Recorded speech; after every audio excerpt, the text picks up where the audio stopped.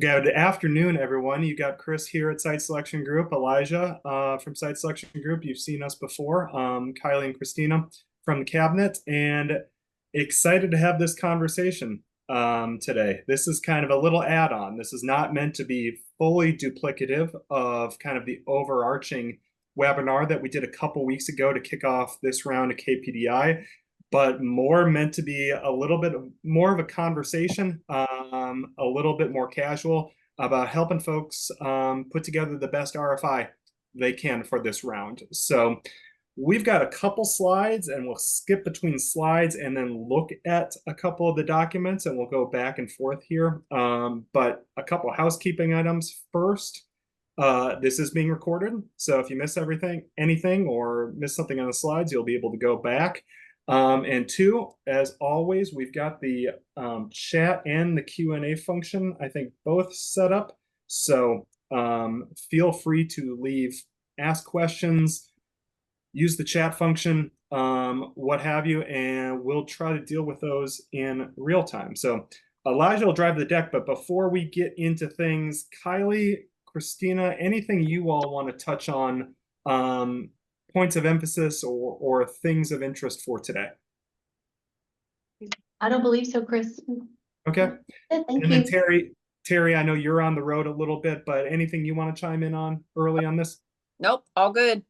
Okay, cool. Let's jump into things. I'll tee us up, but Elijah will do most of the driving here. We got one slide of just a reminder of why the RFI matters, obviously for the KPDI program, but also for a lot of other uses as well. And then we'll get into the weeds a little bit and highlight some things that we think are important. But again, want folks to ask questions as we go. So Elijah, anything else you want to touch on from the top? No, let's jump in. Okay, cool. So again, first things first, RFI, it's the core, it's the beginning part of this overall process through KPI program. It's the way we collect as much information as possible. As the program gets more competitive, as our funding has shrunk just a little bit, but as the applications and RFIs has improved over the years, it's really, really important to have a strong RFI. And you'll see four things that stood out to us at the bottom of again, why we think this process is so important. Elijah, you want to walk through these? Yeah, absolutely. Well, first, this is important to the program because one, it allows us to do a complete evaluation of your site. It allows us to understand what the site looks like today and with improvements, with the proposed improvements of the KPI project, what your site could be, what could look like tomorrow, how competitive it could be for corporate site selection projects. Two, it stands out in the competitive process for us to understand your project scope a little bit better, spelling out your narrative of your proposed project, the scope of it, and then helping us understand the strength of your property will be, really a critical part of the RFI process. And then finally, this isn't just for the KPDI program, but also for, after the KPDI program, when you're actually competing for those projects, you'll have all the information in hand to be able to submit to those projects in preparation. Chris, do you want to touch on that last point? Yep, of setting up the site visit. Again, site visits are obviously the next step in this overall process that I think most folks have been through on KPDI, but it's really important for us to collect as much information as possible so that if it's good information, if it's clean information, that we can use that site visit time as effectively as possible. So we're not using the site visit just to clarify information or to ask questions or to clean things up, but we can use that site visit kind of more strategically. Again, both around KPDI, but also to help you think about positioning your site and your community for real projects. So I want to touch on one thing that Elijah said a minute ago of kind of spelling out that narrative. And I think you're going to hear that theme in our comments today, and you'll see it's kind of in between the lines. It's a little explicit in parts as well, but I think that's a really big point of emphasis on this round is I think what we're looking for is we do evaluation, and I think what Terry and team is looking for and the cabinet is looking for is what's the narrative on this property, or stated differently, what's the plan on this site? What's been done? How does KPDI help supplement what's already done? And then what needs to come next? We know the KPDI isn't going to take a site from 0 to 60 immediately, but we really want to use this overall process and this documentation to help you think about what is the plan for your site. So, Kylie, Christina, anything you want to touch on from high level on this, or should we start getting into nuts and bolts? I think we're good to go. Well, first things So first. before, Yep, yep, go go ahead, ahead, Alex. Chris. I was just going to say, before you even submit an RFI, the first thing we'll ask you to submit is a letter of intent or an LOI. This one's due on July 31st. So I believe you have a little bit more than, or a little bit less than 3 weeks now. This document really serves two purposes. One, it tells us, where your property is and then two, the scope of your project. This is going to allow us on the front end to just be able to flag anything that might be considered ineligible before you put a bunch of time into completing a complete or a full RFI. So if something's off, on the front end, we'll be able to advise on whether the project could be reframed or if they need to change the project in some way to fit the eligibility requirements before you have to both submit that RFI, but also submit that application fee. But Chris and Terry, do you have anything to add on there before I go into some housekeeping notes? Nope. You want to touch on, details on LOI? Yeah, so this is going to include a few things. One, you want to make sure that this includes some kind of image attached to the LOI, whether that be like a snip from Google Maps, it could be a property brochure, or just whatever kind of aerial you have on file that not just shows the address or location of the site. It's also going to show the property boundary. That'll help us to be able to fully evaluate the site from a desktop perspective before we even jump in, and we can also understand a little bit more about what kind of improvements you're trying to accomplish with the proposed project. So combine those attachments and that letter into one PDF, and we ask that you use this naming format that you see on screen, which seems a little bit, it might seem a little nitpicky, but we typically receive 40 plus of these each year, so that naming convention and file format allows us to keep things from getting lost. So it's really in your best interest. And then we ask that you put these in one PDF and then send it to the KPDI team using the email address that's provided on screen as well. And we'll provide this documentation after for your reference. Chris, Kylie, Terry, anything you add? Yeah, let me add a couple things. One, that the point on we always emphasize, having as good a quality maps or aerials as possible. But again, if it's an upstream site, maybe all you have is a snip from Google Earth or Google Maps, and that's perfect. That's perfectly fine. We really just want to make sure we are looking at the right site. I can think of several examples in the past where we weren't looking at the right site because either a map wasn't correct or it wasn't included. I can also think this doesn't happen all the time, but in some cases we've had essentially sites that are adjacent but are a little bit different. And I want to make sure that we catch those on the front end. So for example, you might have a site, an industrial park on this side of the street that you want to, do some type of pad work on. But there might be another new site, if you will, on the other side of the street. And it helps us quite a bit through this LOI process of really clearly naming the primary site or the secondary site or the park and the park addition, but being really, really clear on those snips. So we're not looking at the wrong spot. Exactly. Elijah, I know we've gone through a couple cycles of this on adding the utility information at least as putting those as bullets on this to make sure that folks are reaching out and establishing who is the right utility partner on this.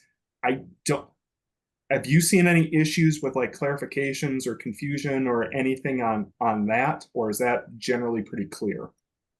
At this stage, we haven't had a lot of issues with folks identifying their utility partners, but I'd recommend that you continue to engage those folks and let them know what's coming down the pike in terms of the full RFI, so that they have as much uh, time as possible to fill it out, because it can be a little bit comprehensive. Yep, agreed. And then finally, I'll emphasize this. This form is meant to be pretty flexible. We put a template letter together to help guide, but I'll just reemphasize on this. Just really important to start forming that narrative of here's the site, here's what we've done to it, here's what we've invested in it previously, and here's what we want to do with KPDI, and here's the next steps, either next round of KPDI or future post KPDI. But start thinking about that narrative. And again, we let obviously folks freestyle that in here, but just be thinking about how to make that as effective as possible in the text on this. Monocle. Elijah, anything else on LOI? I mean, it's pretty free flowing. Yeah, but I think we're ready to jump onto the RFI. Okay, cool. So the RFI is split between two Excel sheets and one Excel file. The two tabs are, the first of the two tabs are called project and grant information. This is where you're going to tell us a little bit more about that project. You're going to tell us, do some of that narrative building, as Chris mentioned. You're going to talk about, the organization that's fronting the application, the project categories, the costs, the local match, the grant amount, just basically your nuts and bolts of the proposed project. And like we just mentioned, this is also the place where your community is going to have a chance to tell SSG and the Kentucky team about how your project makes your community more competitive for corporate investment and job creation. So again, don't be shy about writing a paragraph or a longer form writing in these questions as answers to these questions, just to help us understand the value of your project and the value of your site for corporate investment. And that's really what it's here for. And I'll pull it up here in just a moment. I'm going to touch on a few points of this slide before we jump over to the Excel form. But we do have a few updates this year. We took a lot of those Excel calculations that you saw in it last year. We took those out. As they say, the math was not mathing with those, so we decided it would be better to remove those, and just to avoid any confusion. The only one that we did keep in was just the one that helps you navigate what your local match percentage would be. Simple VLOOKUP, so it should be straightforward. But if you see any issues with that, please always reference the fact sheet. That's really going to be your Bible, so to speak.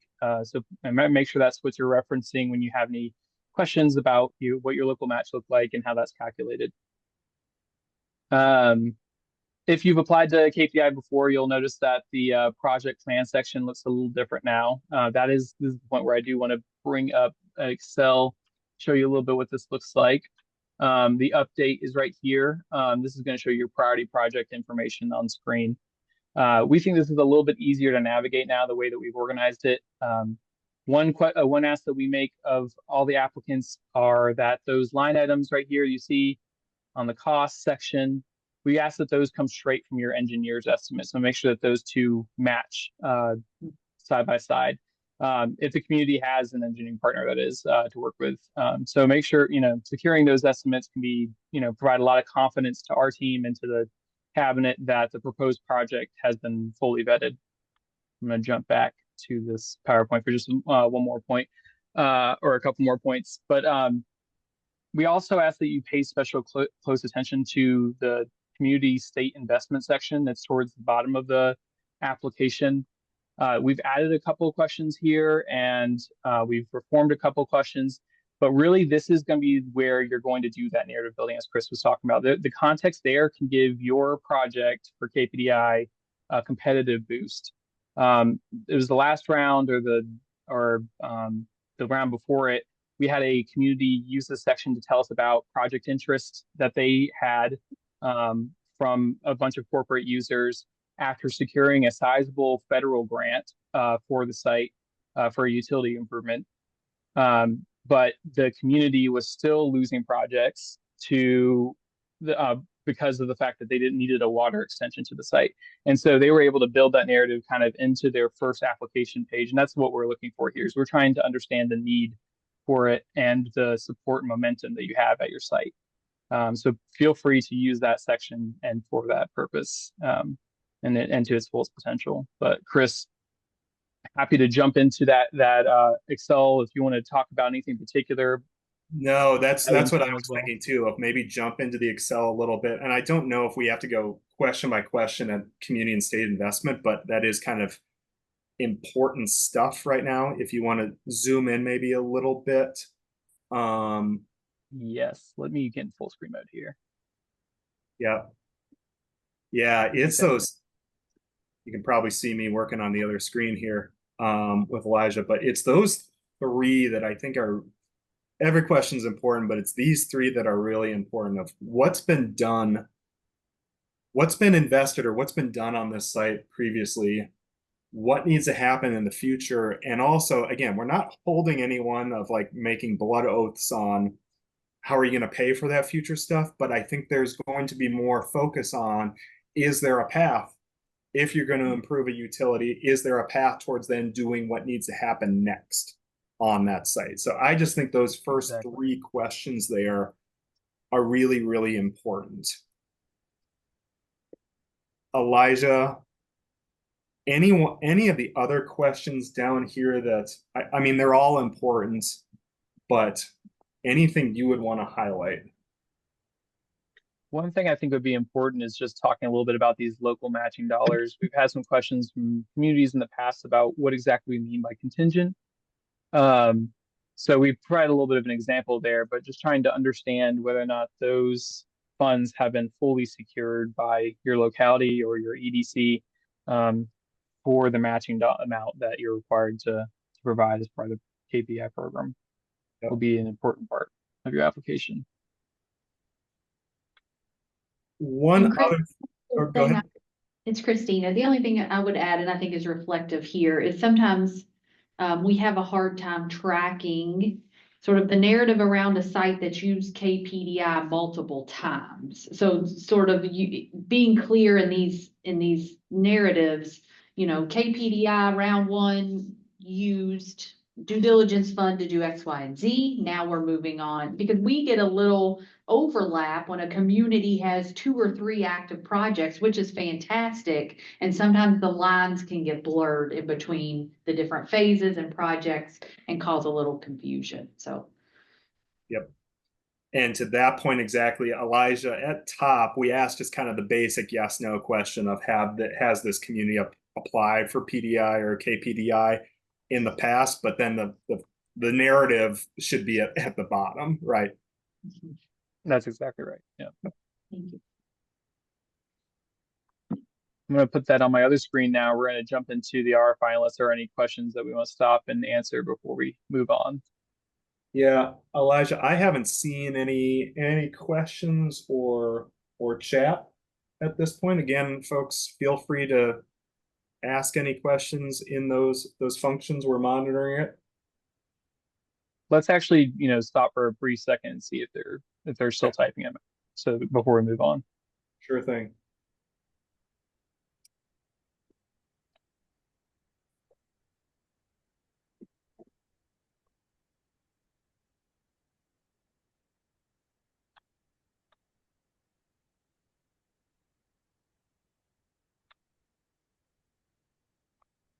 Okay. I think we're good. If we're good, let's jump forth to the second tab of your RFI, which is your property information tab. This one looks more like the classic site RFI you get for a corporate site selection project. This is going to include information like your site information, your zoning, your environmental work, the transportation, the utilities, the taxes, all that sort of stuff. This is going to really help us evaluate the property to understand, the strengths of your site, as well as, the needs and the challenges as well. And that's actually something that we should emphasize. Every property has its challenges. What we love to see is, again, here's the issue, and here's how our team is navigating or working to address that issue. And then the truth is that we're going to come across that issue or that challenge at some point in our evaluation process either way, but at least you getting ahead of it will help us understand how you're working to make sure that it's not a deal breaker for future projects that have interest in the property. So again, don't please feel, I encourage you to include as much context about any challenges that you are coming across with your property in the notes section and comments section here you see on the right side of the RFI sheet. On updates, there is some good news. There are actually a few less questions this year in the RFI sheet, but we still ask you to please take care of the utility questions, and the scenarios in the RFI sheet have changed a little bit. We ask that you don't copy and paste what you have from a previous round into this sheet, especially with things like utilities, which tend to be a little bit more dynamic. So we want to make sure that all that information is fresh and that nothing has changed since the last time you submitted for KPDI. One specific change to both the RFI sheet and to the program that's worth calling out as well here is that, and I believe we went over this in the webinar, but having natural gas infrastructure at the site is no longer a requirement of the program. Propane works as well. So if that's your community situation, a lot of the gas questions you'll see in the RFI won't apply to your situation, but we still need the details of the nearest gas transportation servicer. So, things like who they are, where they are, the rates, and the largest service contract that maybe they could support. Those are all details that you can still use the RFI sheet to gather. And you'll need to make sure that you reach out to those folks early to keep those contacts handy, because they're exactly who you'll want on the site visit when we come to, if you're chosen for a site visit for the program. So, but more generally speaking, if you don't know an answer, the RFI, unknown is an okay answer. It's one of the drop-down options of many of these questions. But just really, again, please give us as much context in the comments as you can about, why it's unknown and what so that we know where to pick up the conversation either on the site visit or in a follow-up email. But Chris, that was a lot of information. We can jump into the RFI itself, or if you have any specific items you wanted to cover. Nope, you covered it. So why don't we jump in a little bit, and maybe, again, we're not going to go line by line, but maybe we can just highlight the sections, and I might interview you or quiz you kind of on some just what trips people up on some of these things. So I guess absolutely first things first is all the attachments, and there's a lot of attachments, and we do use these attachments, but they're also to that ancillary benefit of using this as a process to help you get as organized as possible, making sure that using this as a resource to get all that information organized, all those attachments organized. Elijah? Yeah, I would just say, I would just add that, one of the most useful parts of the supporting documentation are those utility maps at the end. You see they're listed, the infrastructure maps.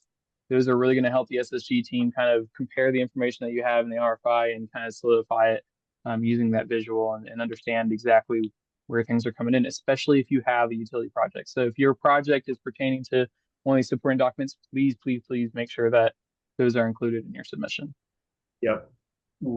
Hey, Elijah, what are the other items here that you see trips folks up from time to time, and not in like eliminate them or anything, but just get like a little more confusing or challenging, or you find that we're asking for after what I see more common is not just one type of document. What I see oftentimes that happens is a community will have gone through the KPDI program before and will assume that a lot of these documents are already in the hand of SSG, and that's a fair assumption to make. That what we want to see is that is an updated document, because aerial changes and conditions around your property, development around your property could have changed. And, it helps us to make sure that we have all the documents in one place. So please, please, please, even if you have, I know I've begged twice now, if you have those documents from a previous round, please again submit them for a fresh round of KPDI. But We've emphasized zoning in a couple of the last rounds and so forth, and I know we asked for map and description and so forth. Any comments, tips, tricks, either Elijah or cabinet team, that's important to get ahead of or address on the front end? Don't think so. I don't think so. I would just say that we're just trying to confirm that what uses are allowed as part of the property's zoning designation. So make sure to include that zoning description too, which can be either found with your city or in Unicode if your city posts their zoning ordinances there. Okay. This next section is the site information section. It's going to have all the information about where the site's located, how large the site is, who controls the site, zoning designation, and all of that kind of context. Chris, anything you want to highlight here? I don't think so. Nope.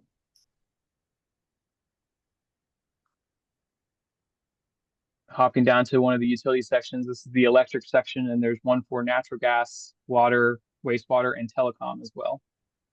This is going to tell you about the distance, or this is going to ask questions about the distances to utilities, the voltages, the size of the lines, the capacities that can be achieved. And then it's going to split 3 different capacity scenarios up to understand what level of capacity, small, medium, or large, which is a little bit of oversimplification, but helps us understand what kind of users could potentially be attracted here. Chris, anything to add there?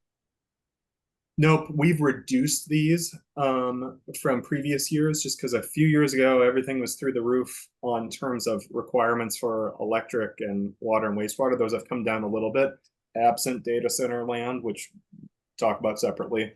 So these have come down a little bit. A technical question, Elijah. We asked for kind of do we ask for kind of like a signature on this from a utility provider or just Yes, that's exactly right. And a great point, Chris. We have what's called digital signature down here. It's just to help make sure that you all are coordinating with your utility provider directly and that you're not using information from an old project or an old round. This is the best way to complete this is either put initials and a date like you would any other electronic signature, or you can insert a picture where you show the actual signature written out. So Yep. if you all have any trouble with that, please let us know.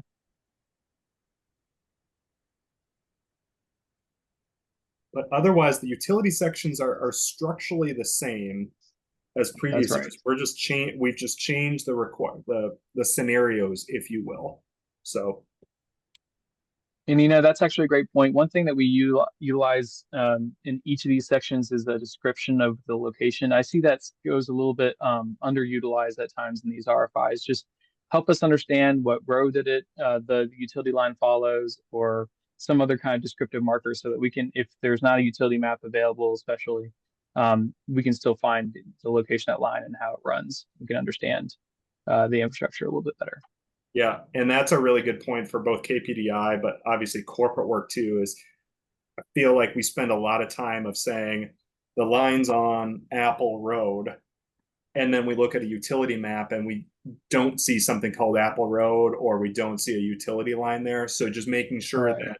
that can be explained of either the map is old and the line is actually there, or some type of description that make sure that question aligns with the utility map up top. That's great. We're constantly cross-referencing all the information in the supporting document and in the RFI. Chris, I'm going to give you a chance to talk about the taxes section if you would like. Yep. Property taxes is one of my favorite things in the world. So we asked this question for a few reasons. One is that broadly speaking, as projects get more capital intensive, more machinery and equipment, more advanced facilities and so forth, from a competitive perspective, property tax matters more and more every day we do a cost model for a potential project. So that's really important. Two, specific to KPDI, we do cost modeling to say, is this community more or less competitive than this community? Because one community might have really high tax rates, one community might have really low tax rates. So that's why we're asking this question. What we're asking for here is essentially what is the effective rate. So the effective rate meaning that if someone comes and builds a $1 million factory or puts in $1 million worth of machinery and equipment, what is the effective rate on that? And we ask it in that way because every single state does this differently. In some states, it's a very easy calculation between we take our fair market value that gets reassessed every single year, multiply it times a rate, and that's what you pay every year. Some states and some communities have different types of assessment ratios, different times that they reassess property and so forth, different ways of doing millage, either on 100 base or 1,000 base and so forth. So that's why we ask this question in a few different ways, is one for KPDI to make sure that we understand that in this community, it's an effective real property tax rate of 1%. In this community, it's 2%, but also to make sure that when you're competing for real projects, that you're providing the right information and you're not inadvertently either providing a effective rate that's way too low or way too high that can threaten eliminating yourself from a project. So that's why we're asking some of those tax questions at the bottom.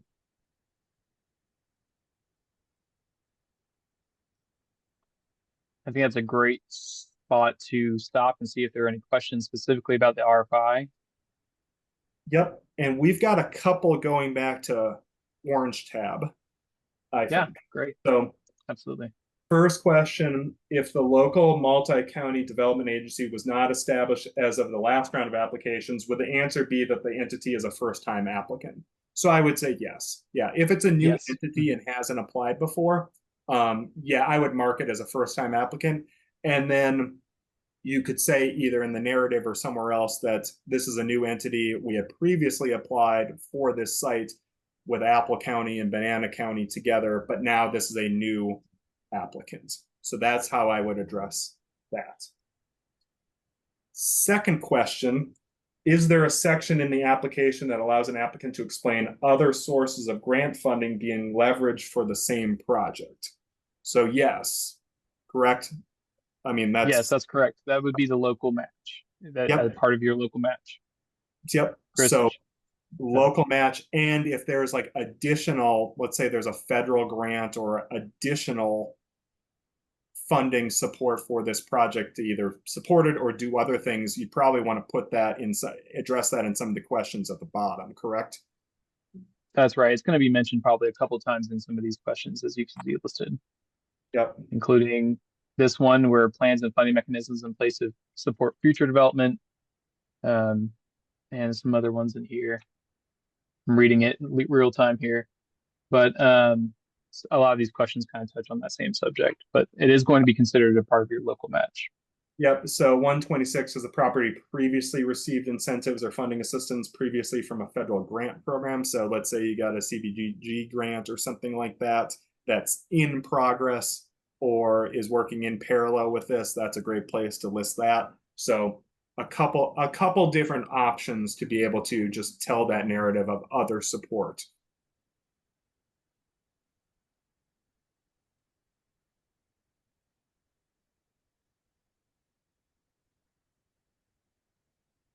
Chris, did you mention another question? Nope, those were the two we've got right now. Would encourage folks to ask additional questions. As we're waiting for another one, I'm going to go back up to the top and show how this total required match percentage would work, just so that everyone's on the same page. Let's say that you have two communities. I'm just going to select two communities here, Anderson and Boyle, just for ease. Since those both require 20% each match, they're going to still be required 20% on average together. So you'll just need to make sure that the counties that are submitting are part of the project are listed here, and the number of applicants are filled out in order to kind of draw that number back. But as the only calculation that we have in this RFI. Kylie, Christina, anything that stands out to you all that's either really important for the back end for projects that are recommended that we collect here, or just other observations of things that you like to see addressed in the RFI? No, I think you've done a great job. I think telling your story that you guys have reiterated several times, it's just the importance of this RFI. Also, as Christina pointed out, capturing all of the former activity really helps, because there's new people involved in this program from year to year, so helping them understand, it's really important to capture that too, so.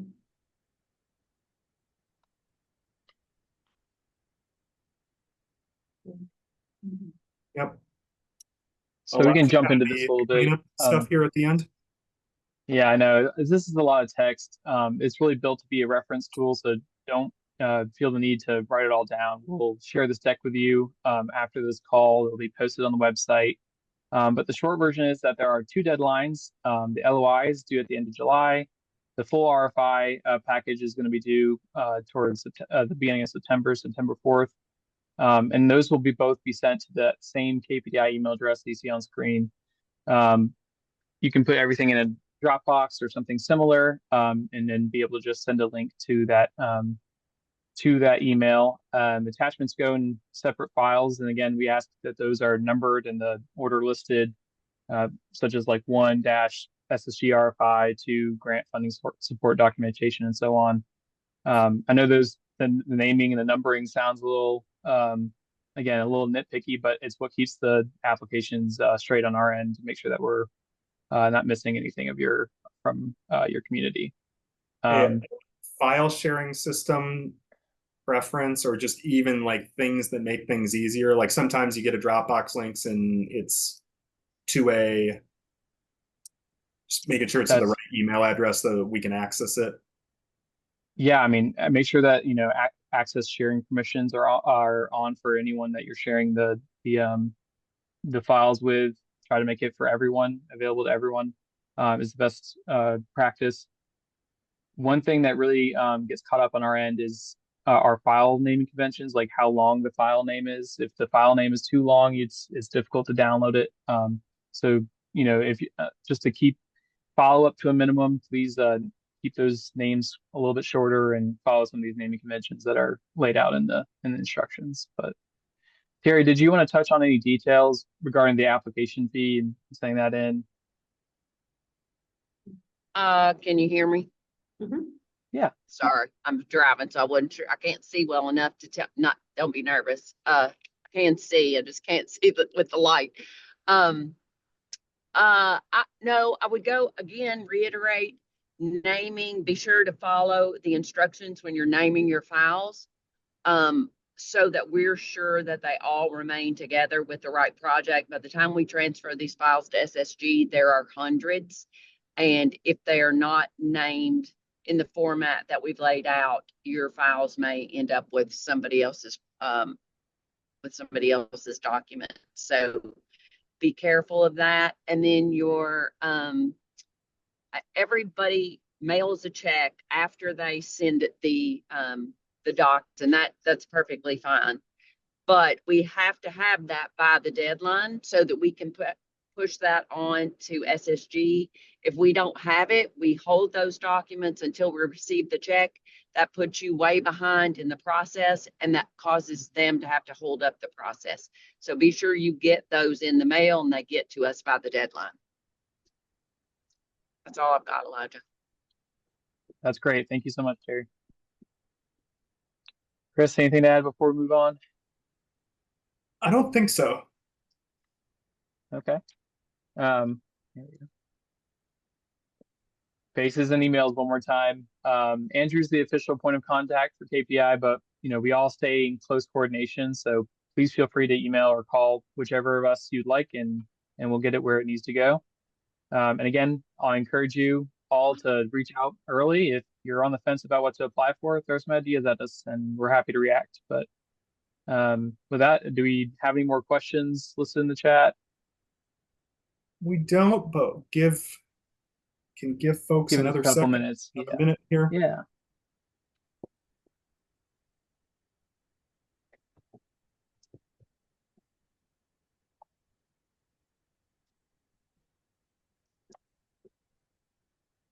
Kylie, Christina, anything else you would want to touch on?